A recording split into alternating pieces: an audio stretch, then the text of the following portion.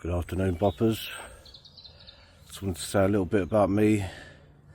I'm Mr. Gary-boppins, aka Gary Stout.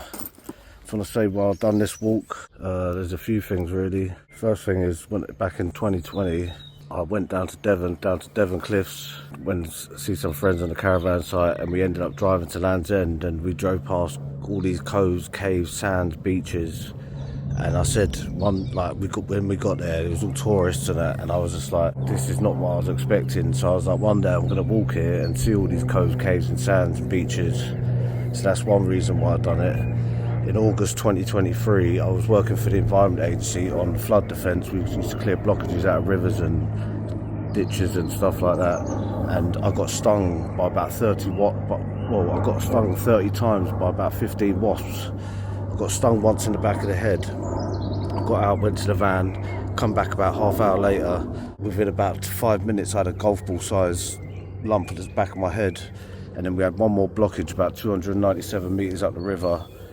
And then, so I said, look, we'll just do the other blockage and then drop me to the hospital. When I've gone to the next blockage, as soon as I got in the river, about 15 wasps just kept attacking me in the face. My face swelled up like the Elephant Man. I put some pictures in, and then within minutes my hands started swelling up, and I'm allergic to wasps, and so I was having an anaphylactic shock, and all my throat started swelling up. I was driven to hospital, and then within minutes, as soon as I got in there, the woman seen me, and it looked like I'd been fighting, so everyone thought that it looked like I'd been fighting. And then when I told the lady I was allergic to wasps, and she checked on the computer, and then she got up and she said, look, you're next in. So then they put me on a drip for about 4 or 5 hours, and then went to go back to work. This was on a Thursday. Went to go back to work on the Monday, and I couldn't get out of the van. I don't know what it was. I just had some sort of phobia of just things touching me. Like, I was around people, and then as soon as I'd jump, it was making other people jump, so people didn't even want to be around me. But then it ended up finding my pals a DJ, and I was going out with him, like he was DJing, so I was going to the sets that he was, and I was dancing. It was basically healing me. I was healing through dance. So I was trying to get into something like that, but then that didn't work. When I was at work, they wanted me to take some holiday, so I said I'm not taking holiday because I feel like this is something I can't control. So I basically got signed off work. As I got signed off work, I ended up having to give up the place that I was renting, so I didn't have nowhere to stay.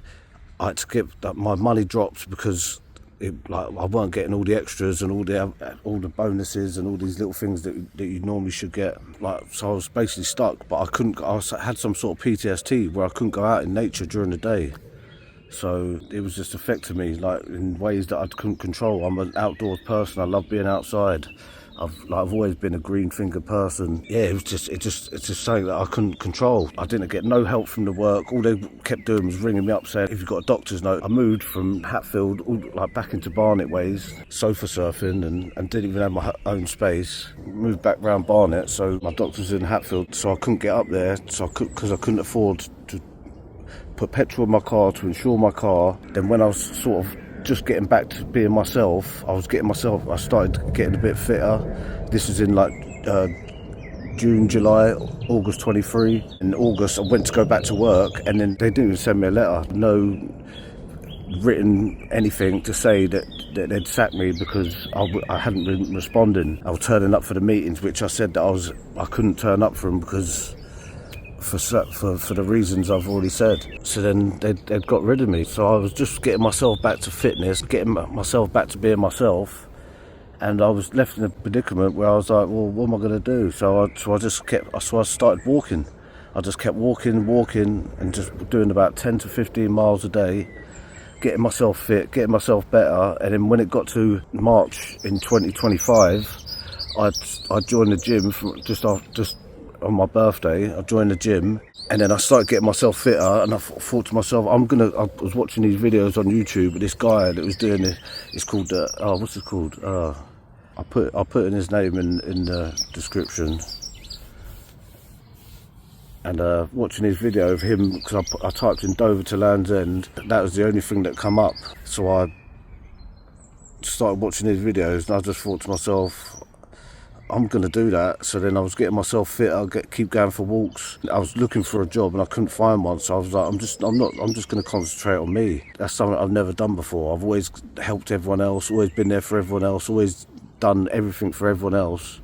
And you just realise that, like, when you're not the one that's putting the effort in, then life becomes a lot more quieter. I've never been so happy. I'm in a really good space.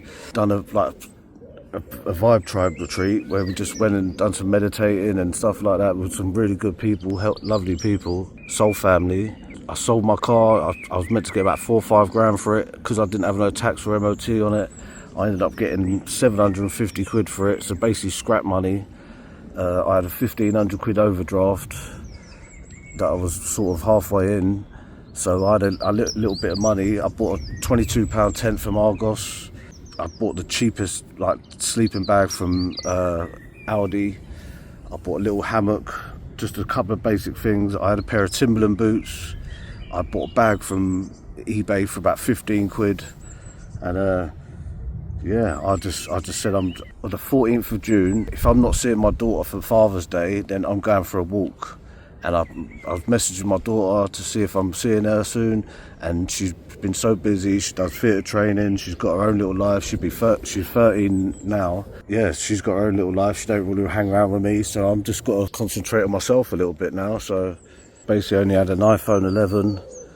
I just thought to myself, I'm just going to take pictures and hopefully I can find someone when I get back to do some editing for me. But realising that the footage that I've taken was all really bad quality. It was all weren't put together.